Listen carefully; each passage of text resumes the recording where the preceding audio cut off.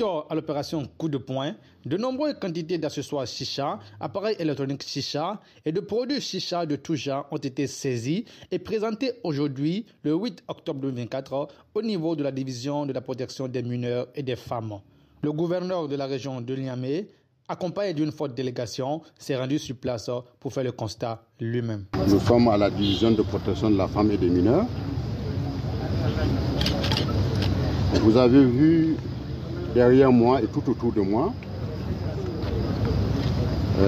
les appareils et les accessoires chicha que continuent encore à consommer nos enfants, nos petits frères, et qui détruisent leur santé, alors que la jeunesse est l'avenir de demain.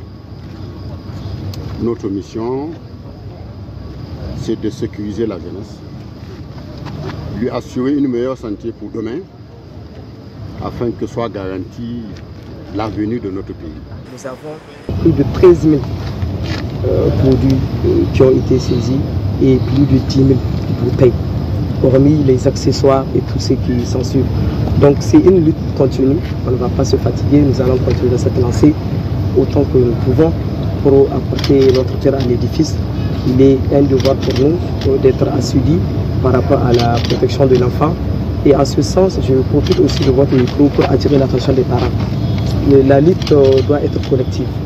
Ça ne se limite pas seulement au niveau des forces de défense et de sécurité. Les parents doivent être regardants par rapport au suivi et à l'éducation de leurs enfants.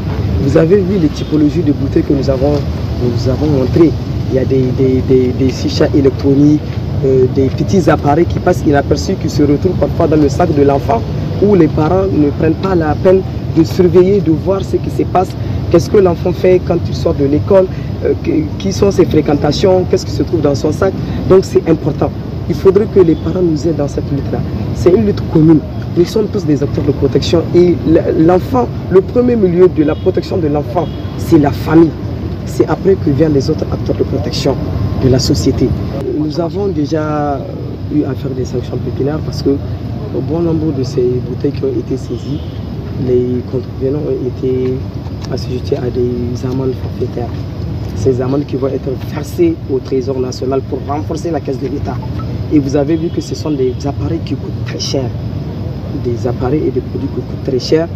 Donc malheureusement, ces produits-là vont être détruits. Et ces appareils vont être détruits parce qu'on ne peut pas les accepter dans notre société.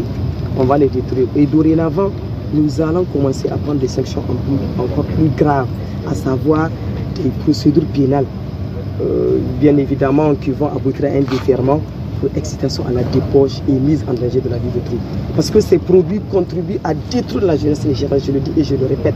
Des spécialistes ont affirmé, ont démontré cela.